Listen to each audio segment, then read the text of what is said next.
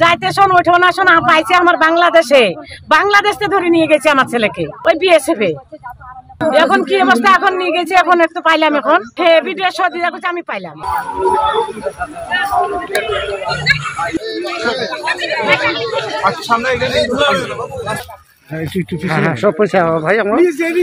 আনুমানিক 10টার দিকে আমাদের কয়েকজন বাংলাদেশি আপনার ভারত থেকে আমাদের দেশে তারা আসে আর কি, আপনার কোনো রকম বৈধ কাগজপত্র ছাড়া।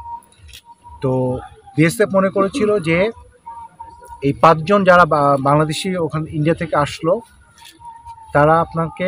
তাদেরকে সহায়তা করার জন্য বাংলাদেশি কোনো লোক সহায়তা করেছে। তো তারা আপনার দেখে যে এই আলামিন সীমান্তের একদম কাছাকাছি ছিল, তারা মনে করেছে যে আলামিন মনে হয় পাচারকারে সহায়তা করেছে, পাচার কার্যে তাদেরকে। তো এটা তারা ভুল বোঝাবুঝির মাধ্যমে আসলে তাকে আপনার এখান থেকে ধরে নিয়ে যায় সীমান্ত থেকে। তো এটা পরে তারাও চেক ব্যাক করছে, আমরাও কনফার্ম করছি যে আলামিন আসলে একজন সাধারণ এখানকার খেটে খাওয়া লোক, সীমান্ত এলাকা তার বাসা।